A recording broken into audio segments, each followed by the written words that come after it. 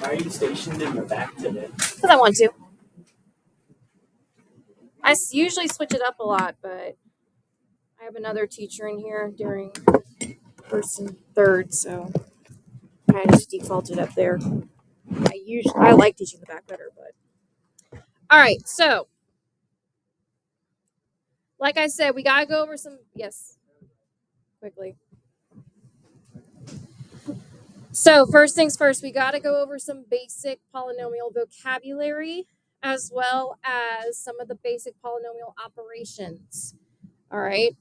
So first things first, what is a polynomial? A polynomial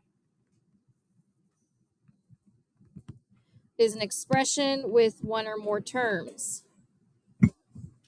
Who can tell me what a term is? So it could be an x, it can be a number. What is it specifically? Isn't it like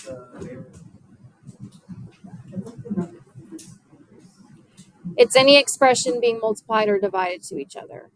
So 2x, 2x squared, x over 3, those are all considered terms. All right. They're usually separated by pluses and minuses. All right. So in an expression, terms are separated by pluses and minuses. So x plus 2, the two terms are x and 2. 3x squared minus 4. 3x squared is one term, 4 is another. All right. So how many terms would that be? Yep. So an expression with exactly one term is called a monomial. So some examples could be 3x, 4x squared, or negative 2. Anything that stands by itself, no pluses or minuses separating anything, that's considered a monomial.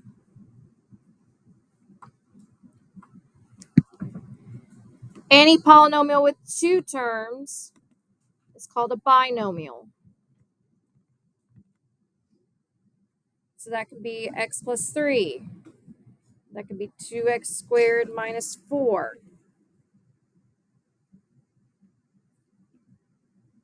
That could be 1/3 x plus 5. All right. If it has two terms, it is considered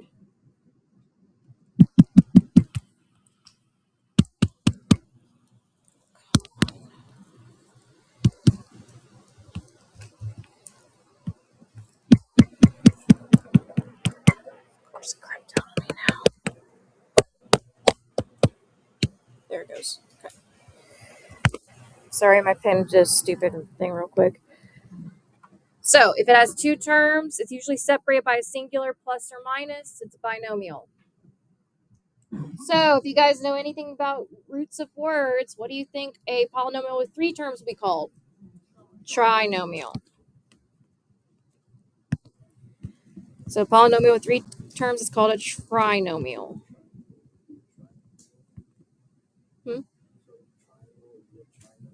No. That's just the way to So x squared plus 3x minus 2, that's a trinomial. 2x to the fourth plus 3x squared plus 5, that's a trinomial. As long as it has three terms, it's fair game. Now, monomial, binomial, and trinomial, those are the three main terms. However, if you have four or more terms, we just revert back to calling it a polynomial. Because poly means multiple. So once you get past 3, you just call it a polynomial.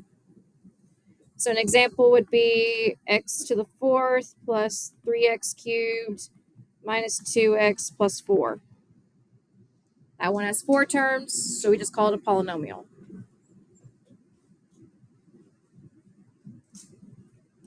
Now, these four are very important when we name polynomials. All right, there's two ways that we name polynomials. We name it based off the number of terms, which is what these do. So monomial, binomial, trinomial, polynomial. And we name it off of its degree, which we'll talk about in just a second. Now, the different parts or pieces of a polynomial are called the terms.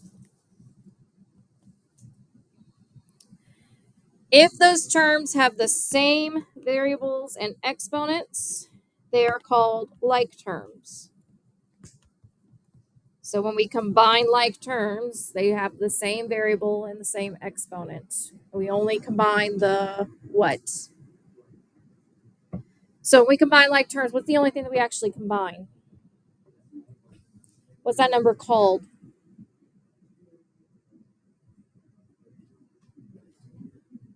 What's it called? So the number that's in front of the variable is called a what? Coefficient. Good. Which is exactly what this next one is. Coefficient. It's the number multiplying or directly in front of the variable. It's called the coefficient. Now, if the term does not have a variable, what's it called? So it's just a singular number. So like 2, -5. What's that called? It's called a constant. So a constant is a number without a variable. It's literally just a flat out number. So if we look through these examples, 1a, it's a binomial. How would I describe 1b? Nope. It's a monomial. So even though there are like different variables in here, they're all being multiplied together. They're not separated by a plus or a minus. So it's still considered a monomial. So what if it was like -5xy parentheses that have like a 4? Would that still be binomial? It'd still be monomial because you would multiply the 4 in. What about C? Trinomial.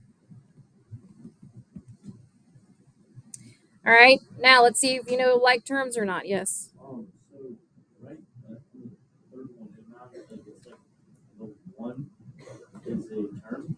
Yep, it's a constant, but it's still considered a term. So a term does not necessarily need to have a variable with it. It can be just a number. All right. So is letter A is 6x squared and x squared like terms? Yes. What about B? Is 9x and -3y? No. What about C? 8x and 2x cubed? Nope. It's all about the exponent. Be careful with this one. 2xy and -3yx. Yes, they are. Because what's true about multiplication? It doesn't matter what order we write it in. What's that called? It does start with C. Nope. Commutative. Good. So, since they don't change the exponents at all, you can rewrite the order and still be a like term. Because multiplication is commutative. All right. So, what about coefficients and constants? So, for letter A, what's the coefficient? What's the constant? 1. B, what's the coefficient? -4. What's the constant? There is no constant. A singular number is not being added. Nope. Which one are you talking about? No, because it's still being multiplied. So since there's no plus separating the x squared and the y, the -4 applies to both of them. What about C? Is that a coefficient or a constant? That is definitely a constant. There's no variables, so there's no coefficient. All right. There's a couple of coefficients in D. What are they? -5 and not x, but 1. What's the constant? 4. Because remember, there's an unspoken 1 here in front of the x squared. So that's just how we name polynomials based off of their number of terms. But that's not the only way that we name polynomials. So, first off, there are some things that polynomials cannot have. So, a monomial is a number or variable or product of numbers and variables with a whole number exponents. So, polynomials cannot have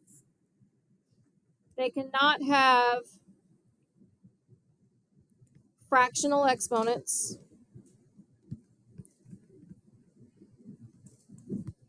They cannot have negative exponents.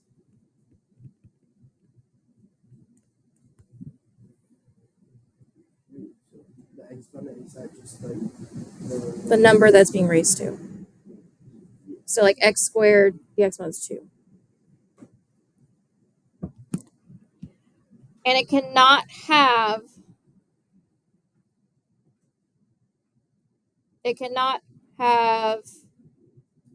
an x under the square root.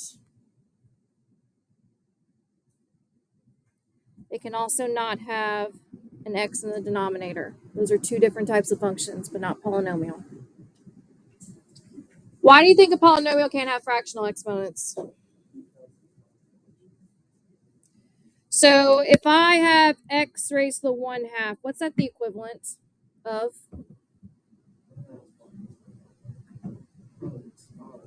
what's it called? So if I raise 4 to the 1/2 power, it's what? Nope. Mm-mm.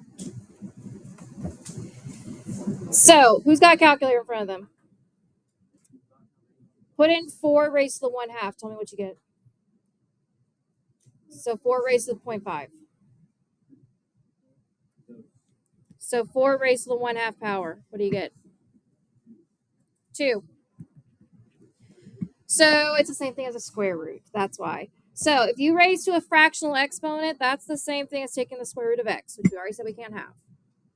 What about negative exponents? So if I have x to the -1, why can't I have that? It moves it to the denominator, so 1 over x.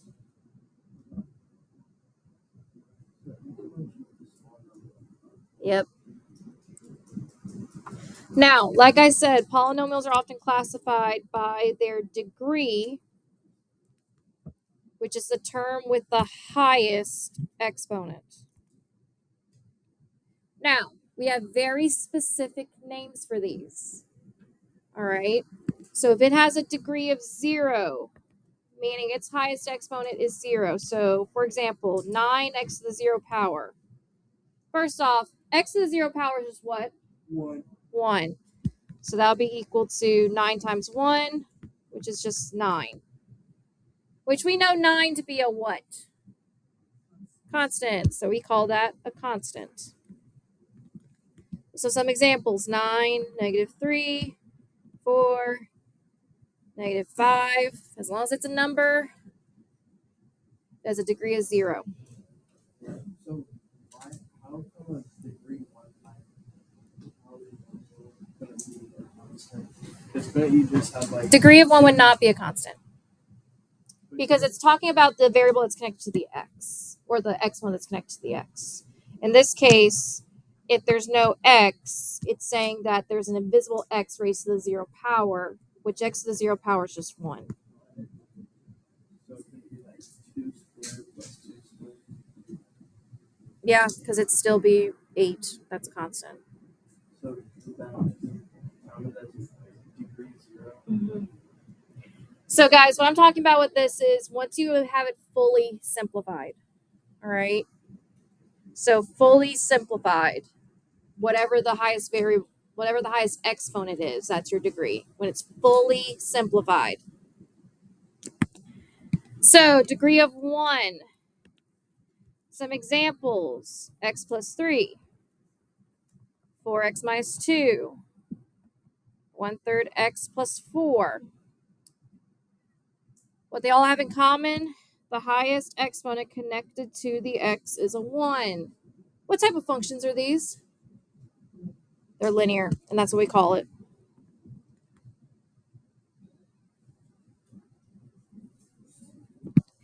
So a degree 2 polynomial would have x plus x. Nope, it'd have x squared.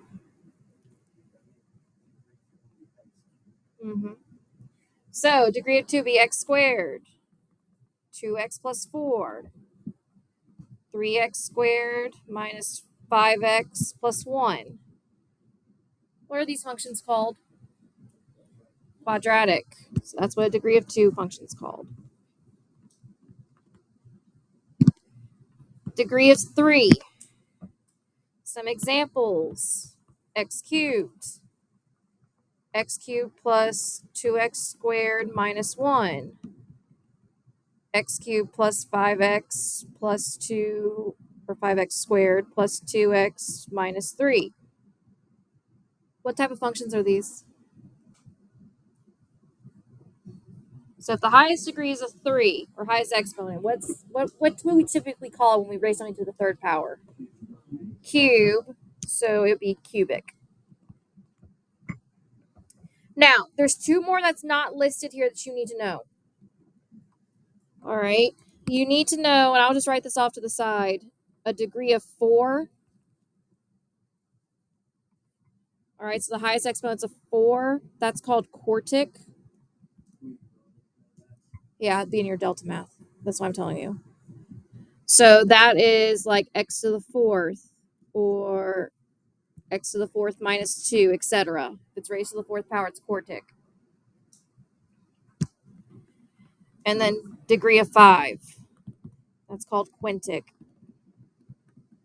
So technically, like say it was like degree 10 or something. If it's degree 10, you just say degree 10. The only ones you need to know are the ones that I have listed. So anything higher than 5, you just say what the degree is. So like a degree of 6, degree of 7, whatever, degree of 100. But you need to at least know from 0 to 5 what the actual names are called.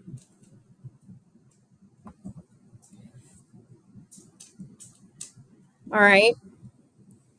So then, all polynomial expressions should be written in standard form, meaning that the terms are placed in degree order. So in other words, the exponents go from highest to lowest. So if you notice right here, I defaulted to putting all the exponents in order. So it's 3, 2, 0, 3, 2, 1, 0, 2, 1, 0, 1, 0. I defaulted by putting them all in order.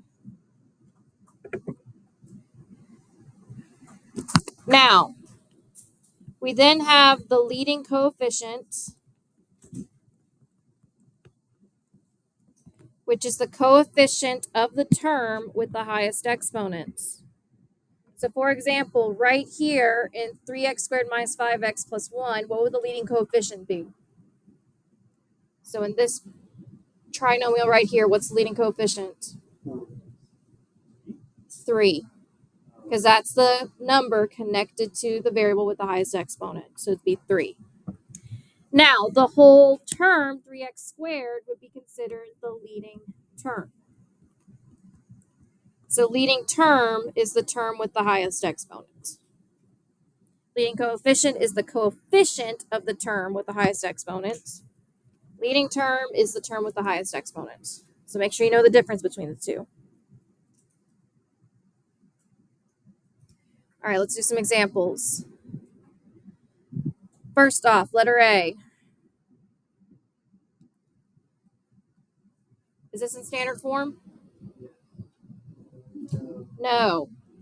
What's up? This test. I like this test. That orange folder on the purple shelf behind my desk.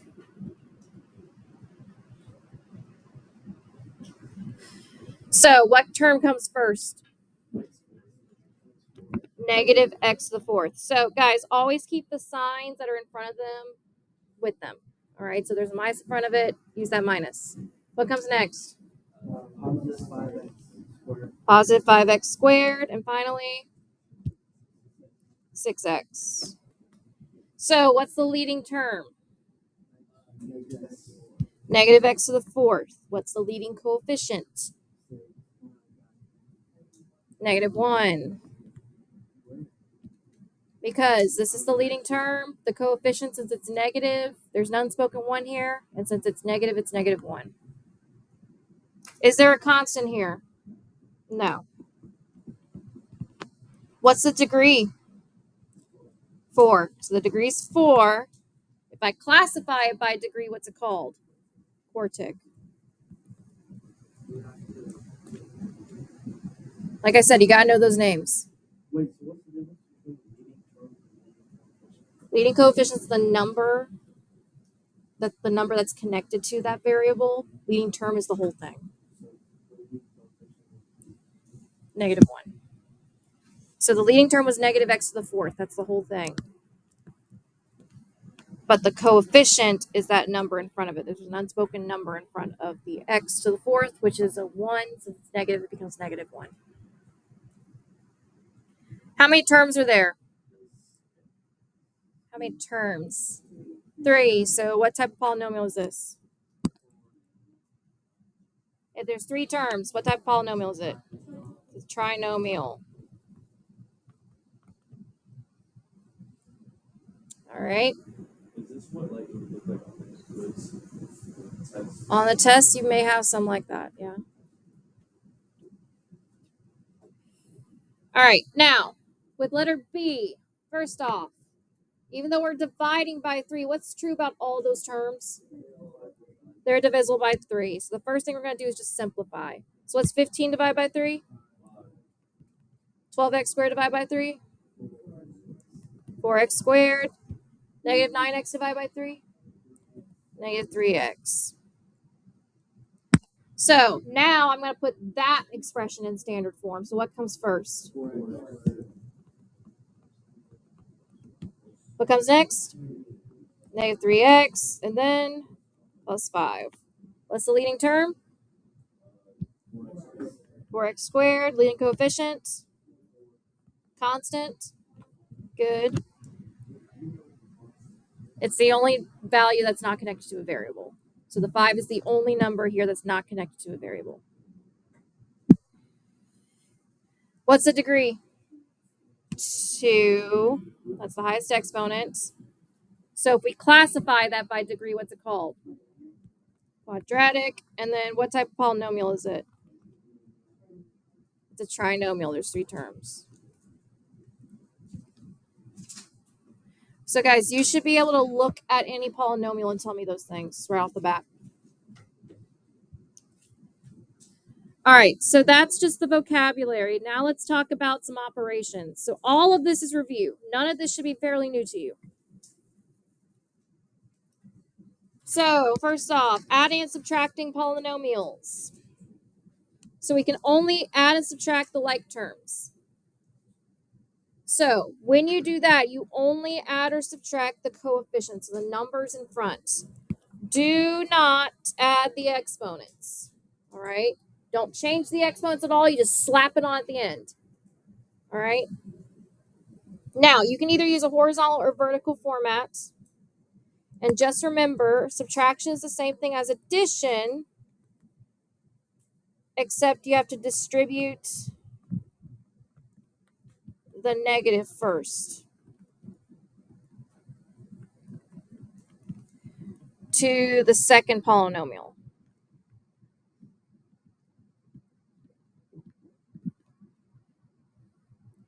And then we always default to write our final answer in standard form.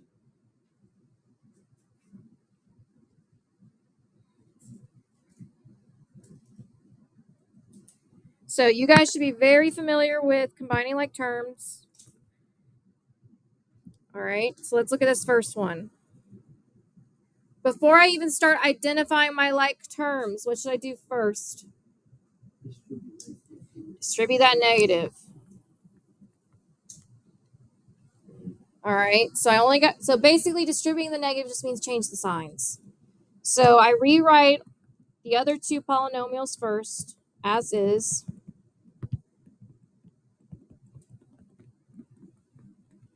The positive 7x squared becomes negative 7x squared. Positive 2x becomes negative 2x. Positive 6 becomes negative 6. So now that I get to there, I can identify my like terms and combine them. When it comes to like terms, especially when you're doing a lot of them in one sitting, I recommend either using colors or shapes. So like draw different shapes around the like terms or use different colors to identify them. So, for example, can someone name me one set of like terms? Carson. -6 is one, 5 is another. They're both the same. Someone name me another set. Odin. Say one more time. All the x squared. So -9x squared, positive 2x squared, and -7x squared. What else? There's one more set in there. What is it? The x's. Now, that one cube term, can't forget it, but it is just by itself. So I'm going to go down the line with standard form. So based off of standard form, what variable has to come first? 5x cubed. So this will be 5x cubed, and since we're not adding it to anything or subtracting it to anything, we just bring it down.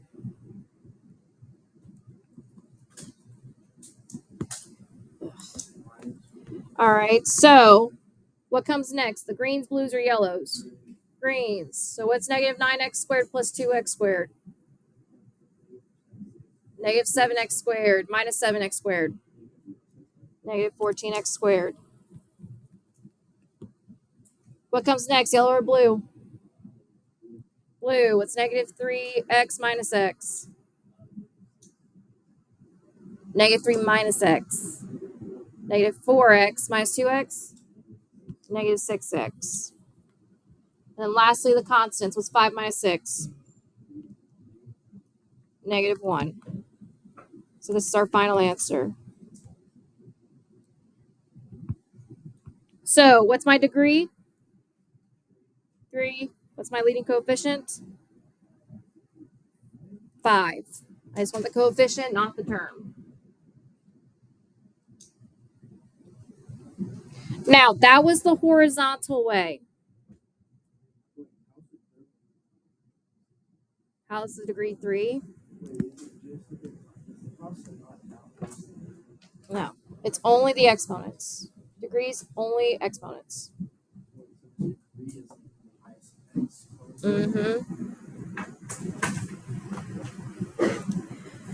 All right, number 2 is an example of a vertical way you could write my like terms. So if you notice, they lined up the like terms together. Now, since we are subtracting, that means I do have to distribute the negative, or in reality, just change all the signs. So that becomes a plus, minus, plus. Now, if it helps you, you can always put the missing term as like a 0 times n or whatever, because that's just 0. And then you just add like normal. What's 5 plus 4? 5 plus 4? 9. What's 0 minus 2n? -2n. What's 4n squared plus 2n squared? 6n squared. So that's my answer. What's the degree of that function? Leading coefficient? 6. Good.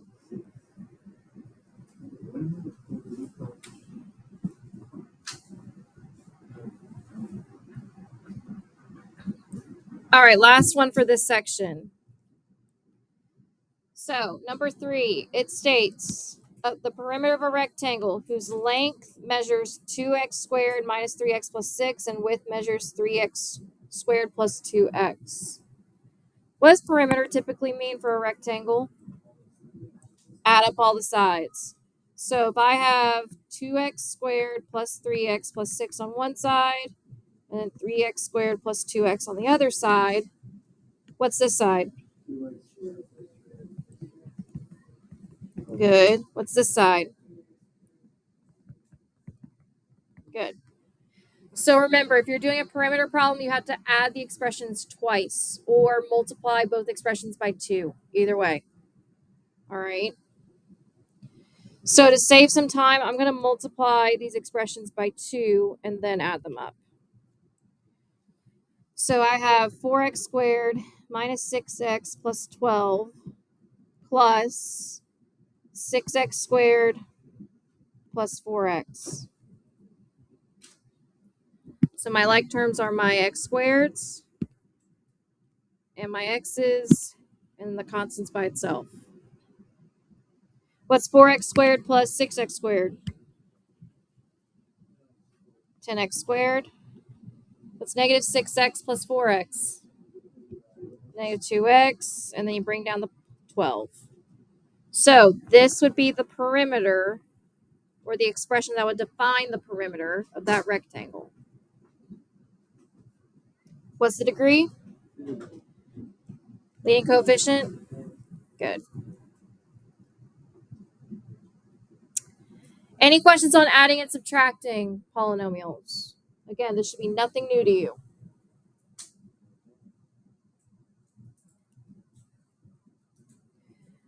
All right, go to the next page. Nope, I have full faith that y'all know how to do that. All right, now we got multiplying. All right, again, this is just review. You learned this back in Math 1, probably even earlier. So, first off, if you're multiplying a polynomial by a monomial, so that's a one-term polynomial, all we have to do is use the distributive property, which is just a fancy way of saying distribute the monomial to the other terms. And remember, we got to use product rule for exponents, which just means that if we multiply the variables with the same base, we add the exponents. So for example, if I have x squared times x cubed, what is that? What's x squared times x cubed? X to the fifth. All you do is add those two exponents.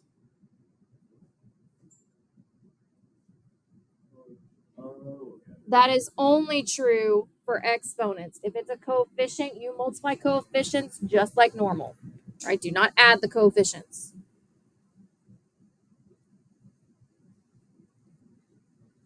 So let's look at number 1. I'm going to distribute the 3x squared to the x minus 7. What's 3x squared times x? 3x cubed. So there's an unspoken 1 here. 3 times 1 is 3. X squared times x. You're doing 2 plus 1, which is 3. What's 3x squared minus, 3x squared times negative 7? Negative 21x squared.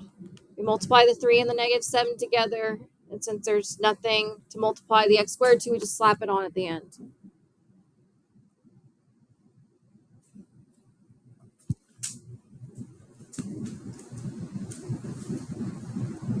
Any questions on that one?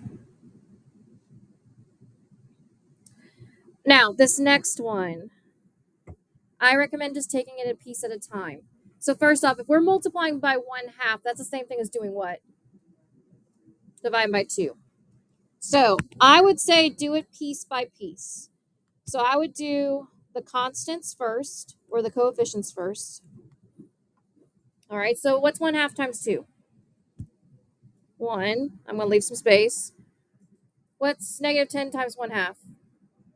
Negative 5. I'll leave some space. What's 1/2 times 6? 3. I'm going to leave some space. So I just did the coefficients. Now I'm going to do the x's.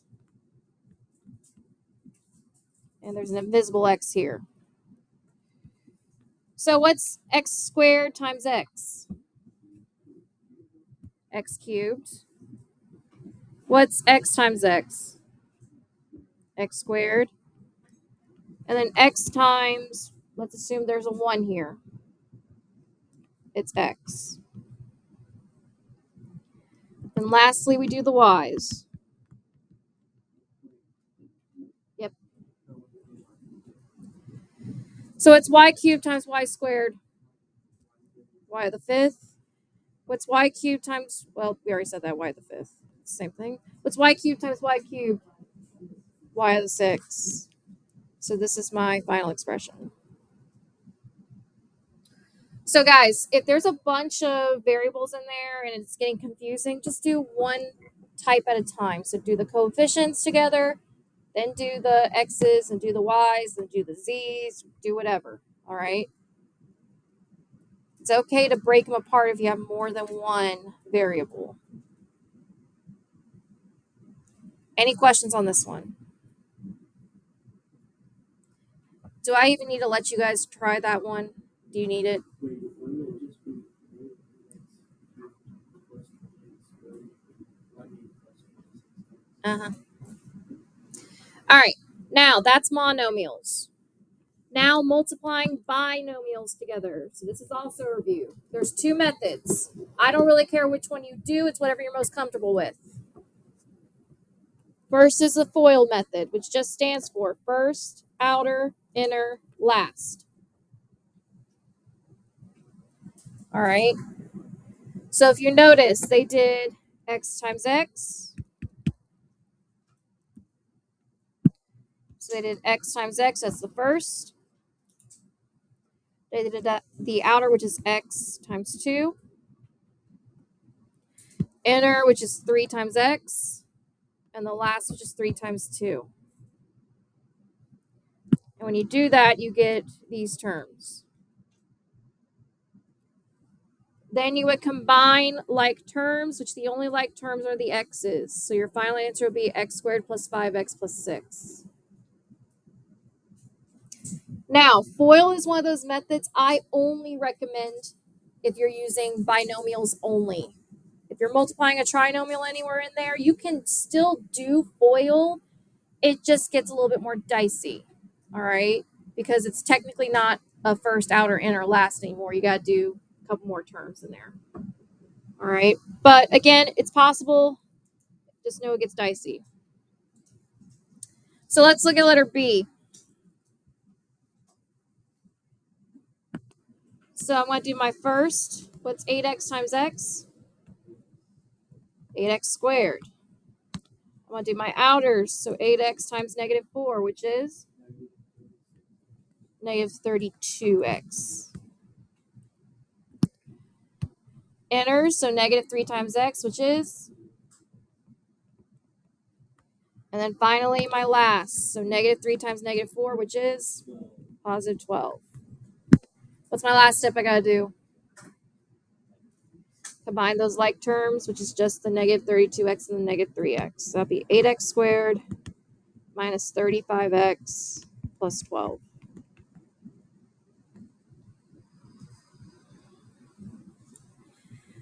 Now, letter C. That was similar to the warm-up that we had. So with letter C, what's the one thing that you got to do first before you do anything? Expand it or separate it, however you want to put it. So x minus 7 times x minus 7. Now, do I need to solve that one for you guys, or you got it? All right. Just remember, if you see a square, it's going to be this. All right. Not x squared minus 49 or x squared plus 49. It's not that. It's going to have an x value in there. So it's going to be somewhere in the form of ax squared plus bx plus c. So do not forget to expand it. That's the most common mistake I see on tests. Now, the other method, this is probably the one you guys are most familiar with, is box method. Now, for me personally, box method is typically my go-to for everything when it comes to multiplying polynomials.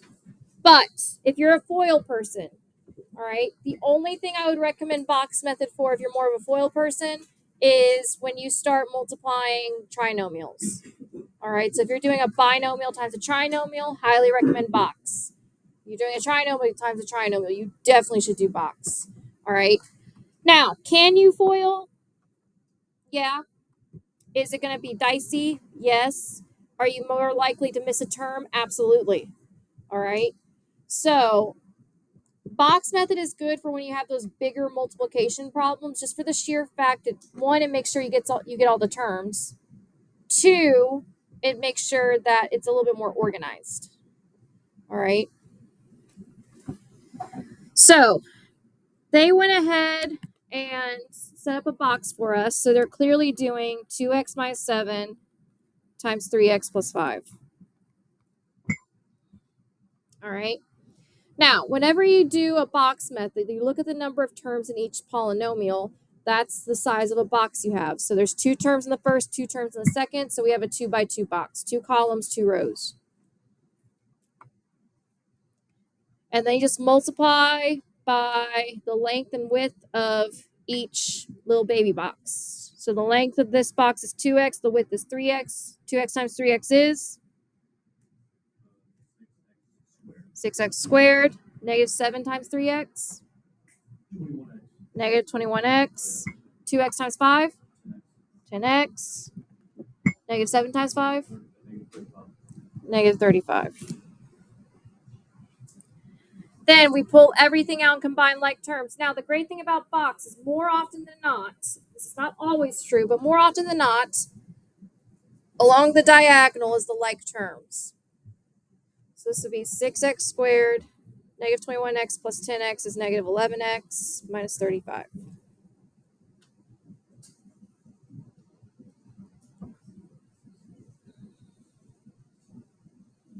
Any questions on that one? All right. Now, so for letter D, how big of a box do I want? So I'll have 4 little boxes, but that's called a what? A blank by blank. Nope. 2 by 2. Oh my god. It's based off the number of terms, so it means 2 columns, 2 rows. Now, since multiplication is commutative, and we technically have a square here, because it's the same number of columns and rows, it does not matter which polynomial we put on top and on the side. So I'm going to put 3x minus 4 on the top, and x minus 8 on the side. You could have flip-flopped them, got the exact same thing. Doesn't matter. So what's 3x times x? 3x squared. Negative 4 times x? Negative 4x. 3x times negative 8? Negative 24x. Negative 8 times negative 4?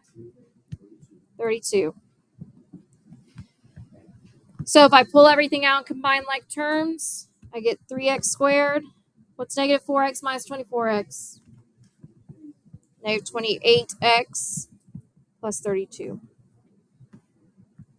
Remember, if they're both negative, that's the same thing as adding. Now, look at letter E. So up until now, we've done problems that you could have also foiled. Letter E, I highly, highly, highly, with all my heart, recommend box method for this. Because, again, you could easily foil, like you can multiply the x to all 3 of these terms and the negative 1 to all 3 of these terms. The problem is that I've run into over the years with seeing students do this. They almost always forget one term. They almost always forget to multiply to at least one term, and then their answer gets messed up. All right, so how big of a box am I going to do? A 2 by 3. So you can do 2 columns and 3 rows, or you can do 3 columns and 2 rows. It doesn't matter. So I'm going to do 3 columns and 2 rows just for space. Now, since it's not a square, there's different side lengths. You have to make sure you put the correct number of terms on the correct side. So the top is obviously going to be your trinomial. And the side's going to be your binomial. What's x times x squared? X times 3x? X times 4? Negative 1 times x squared? Negative 1 times 3x? Negative 1 times 4. Good. All right. And remember, still holds up that the diagonals, the diagonals are the like terms. All right. This would be x cubed. What's 3x minus x squared? 3x squared minus x squared. 2x squared. It's 4x minus 3x. X. And then minus 4.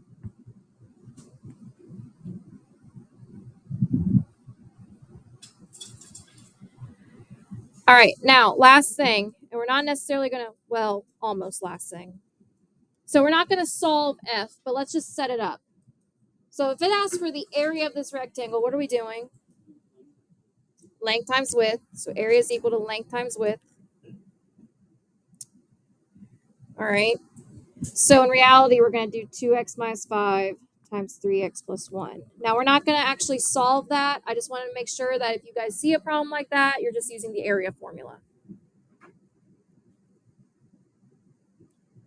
Now, the last two problems are some special cases. All right. So letter G. It's a what? Good. So letter G has a special property. It's called a difference of squares. And this is its factored form. Now, why it's called a difference of squares, you'll see when you actually expand it. So for time's sake, I'm going to do the quick box method. So x minus 9, x plus 9, it's x squared minus 9x, positive 9x, negative 81. Here's my question. What happens to my two sets of like terms? They cancel out, become 0. So I have x squared minus 81. So what do you notice about those two terms? They're considered what? They're considered perfect squares. So that's why it's called a difference of squares. It's literally you're subtracting two perfect squares. All right. So when we get to factoring at some point, you typically will see this and you would factor it to look like that. Now, the last one, H. So first off, we know that x minus 10 squared is the same thing as what? So same thing as x minus 10 times x minus 10. Now, if you're multiplying by a scalar, which is that number in front, all right, always multiply by that number last, okay? So I would do the x minus 10 times x minus 10 first. So I'm going to do that really quickly. So that's x squared minus 20x plus 100.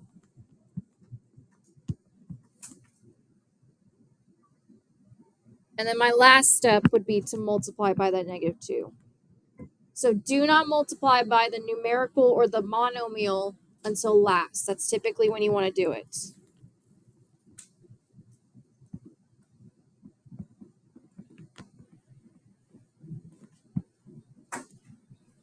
Any questions on multiplication? So again, today's not really anything new. It's all review stuff. So that's why we kind of flew through it pretty quick. All right. All right. So your classwork for today, you got a solid 30 minutes. It's a Delta Math. It's just on this stuff. Yes. Yeah.